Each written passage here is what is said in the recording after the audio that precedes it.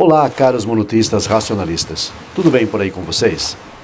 Bem, hoje vamos tratar de um assunto que vira e mexe, cristãos e judaizantes em geral abordam quando se esgotam os seus argumentos ou a sua vontade de debater as Escrituras. Estamos falando dos milagres atribuídos a Jesus.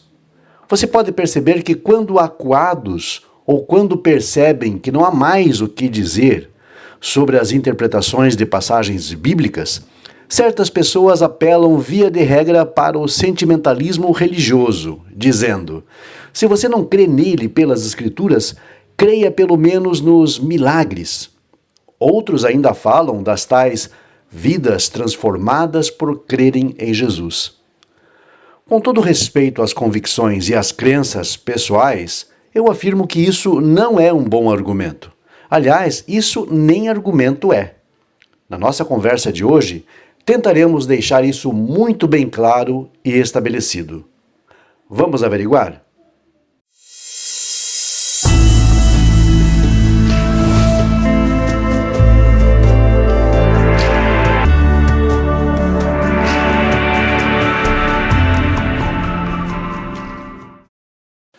Um milagre refere-se a um acontecimento que é visto como extraordinário e sobrenatural, que desafia as leis da natureza e não pode ser explicado pela ciência.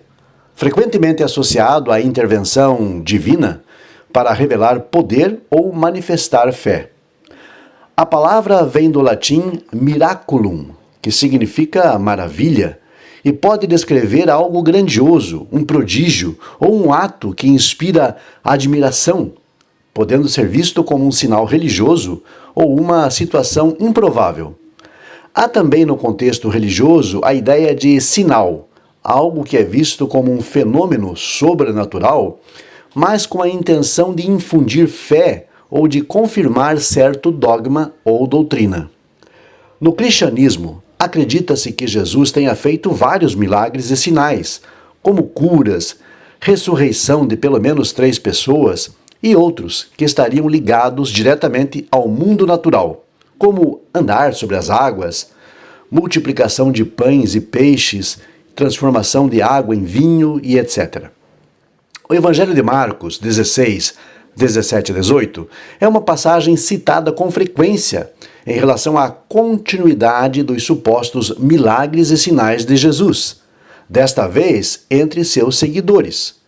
Mas é claro que expulsar demônios e falar novas línguas, que segundo o texto constituem parte desses milagres, é algo bastante subjetivo. São coisas que não se pode averiguar empiricamente.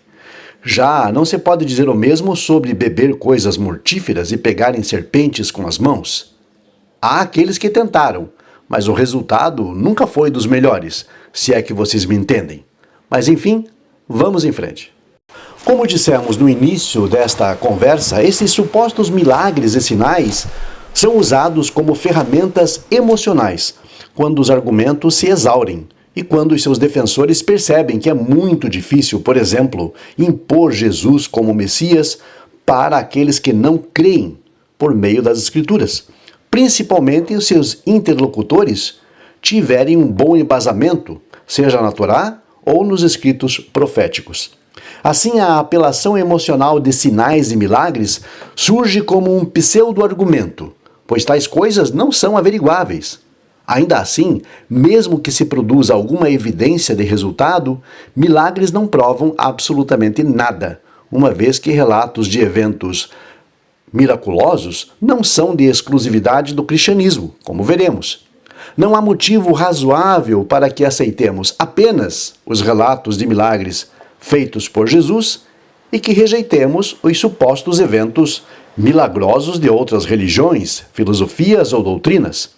Além disso tudo, o conceito do que pode vir a ser um milagre varia de cultura para cultura e de religião para religião. No hinduísmo, por exemplo, um milagre não consiste de uma suspensão das leis naturais por meio de uma divindade. Para eles, os milagres estão no nível de uma condição ou estado que é adquirido, alcançado pelo indivíduo por meio de práticas espirituais avançadas, como a yoga, a meditação e o ascetismo.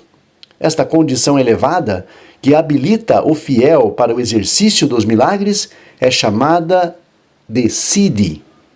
E os indivíduos que alcançaram esse estado são chamados de sadhu, que é um termo sânscrito que significa perfeição, ou algo feito com esmero e precisão. Entre os representantes do hinduísmo aos quais milagres e sinais são atribuídos, podemos citar o famoso guru Sai Baba de Shirdi, que viveu entre 1838 e 1918. Entre os vários milagres registrados e atribuídos a Sai Baba de Shirdi, temos curas espetaculares, ressurreição de mortos, o famoso caso das lâmpadas, das lamparinas de água e o controle sobre tempestades e a produção sobrenatural de fogo e água.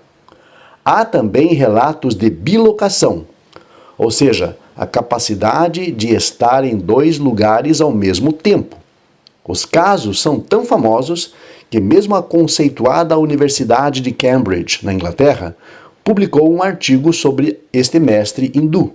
Desta forma, vemos que para o hinduísmo o conceito de milagre está ligado à demonstração de um estado espiritual elevado e não necessariamente a uma graça divina externa. Segundo as narrativas épicas e clássicas do budismo, Siddhartha Gautama, o Buda, depois de um evento apoteótico, onde água e fogo emanaram do seu corpo, passou a criar múltiplas réplicas ou cópias de si mesmo para ensinar sobre a doutrina do Dharma, que é a doutrina búdica, em diversos povoados. Esses dois milagres do Buda são chamados, respectivamente, Yamaka Patiharya e Shiravasti. De acordo com o texto tradicional chamado Mahavaga, Buda teria caminhado sobre as águas. No Dhammapada, capítulo 4, seção 12, um homem tenta fazer o Buda parecer tolo. Ele arma uma cilada, fazendo com que potes vazios pareçam conter comida, e então o convida para um banquete. Mas Buda faz com que os potes do homem se encham de comida. O homem então tenta levar Buda para um poço cheio de brasas, mas Buda faz com que flores de lótus brotem do poço. Na tradição budista, há ainda relatos de milagres como levitação, nos quais testemunha-se que os monges tinham capacidade de desafiar a gravidade, também tinham capacidade de onisciência e bilocação, o poder de estar em dois lugares ao mesmo tempo. Entretanto, a tradição budista afirma que essas ações milagrosas não devem ser um fim em si mesmas, e que o milagre maior é o desapego e a anulação, a ponto de se atingir o estado exaltado de nirvana, a iluminação. Da mesma forma como em duas das mais antigas religiões não abraâmicas, o hinduísmo e o budismo, outras religiões como o Islã, o espiritismo e o candomblé também registram ocorrências consideradas sobrenaturais e milagrosas, ou seja, narrativas sobre milagres e sinais não são exclusividade do cristianismo. E já havia relatos desses eventos ditos sobrenaturais muito, mas muito antes da existência da igreja cristã. Outro sim, há ainda os milhares de relatos de milagres e sinais registrados e bem documentados do catolicismo até os dias atuais. Milagres eucarísticos, curas e ações sobre os fenômenos climáticos entre eles. Mas o que teria a ciência a dizer sobre tudo isso? A mente humana busca padrões e conexões causais, especialmente em situações de estresse, doença e luto. Há ainda o efeito placebo, que é, em resumo, a crença na cura. Hoje já há estudos aprofundados sobre mediunidade, transe, meditação profunda e oração. E aos poucos estamos sabendo mais sobre o que acontece com o cérebro durante essas experiências. Quanto mais as pesquisas avançam, mais sabemos que tudo isso não ocorre fora da nossa mente, mas sim apenas e tão somente dentro dela, em seus recônditos mais secretos. Já outras áreas de pesquisa tratam da psicologia de cognição e o chamado viés de confirmação, que nada mais é do que a tendência humana de buscar, interpretar e lembrar informações que confirmem crenças ou hipóteses já existentes, enquanto ignora ou desvaloriza dados que as contradizem, funcionando como um atalho mental que busca a consistência, mas pode levar a decisões ruins e visões distorcidas da realidade, afetando áreas como a religiosidade, por exemplo. É o que acontece com a exegese e a hermenêutica ruins, que ao invés de investigar um ponto de forma imparcial, tenta descobrir elementos que confirmem aquilo que o mau exegeta já acredita. As narrativas de milagres têm uma função social relevante dentro de um grupo religioso, étnico ou nacional, que é promover a unificação e a elevação do moral coletivo. O problema, porém, é quando essas narrativas começam a exercer função condicionadora, intransigente, e quando são retiradas do seu contexto legendário, servindo apenas como uma afirmação para supostas autoridades religiosas, garantindo o seu prestígio e as mordomias de uma elite que se impõe sobre as massas ignorantes. Ou seja, quando essas narrativas servem como argumento de supremacia de determinada religião ou visão sobre as demais. Jesus, por exemplo, condicionou a verdadeira fé à realização de milagres, dizendo que quem acreditasse mesmo nele faria sinais e maravilhas até maiores do que aquelas que ele teria supostamente feito. Disse também que sinais miraculosos seguiriam aqueles que de fato crescem. Certa vez ele induziu a sua audiência a crer nele por conta do que diziam que teria feito, sinais, maravilhas e milagres. Esta insistência no sobrenatural seria então apenas uma ferramenta para comover as pessoas que não se convenciam pela prédica ou pela pregação de Jesus. Ele mesmo disse certa vez que as pessoas não o procuravam pelos ensinos, e sim porque acreditavam que ele faria algum sinal e lhes garantiria comida. João Batista, quando questionou a legitimidade de Jesus, recebeu mensageiros que teriam lhe informado sobre milagres e sinais que Jesus estaria fazendo. Aparentemente, a pregação de Jesus não convenceu nem mesmo o seu primo e mentor. E quanto ao que se alegou sobre milagres e sinais, o texto emudece e não relata a reação do Batista. A razão?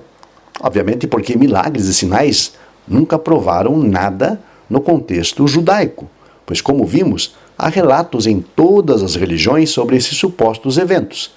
E isso é certamente um grande incômodo para aqueles que creem de fato, e muito mais ainda também para aqueles que vivem de explorar a boa-fé alheia. Se você gostou desse vídeo, curta e compartilhe com seus amigos e contatos. Ajude nosso canal com qualquer valor pelo Pix que aparece na tela. Considere também a possibilidade de se tornar um membro do nosso canal. Clique em Seja Membro, abaixo do player. Conheça os benefícios e inscreva-se. Muito obrigado pelo seu apoio na divulgação do conhecimento monoteísta. Até a próxima.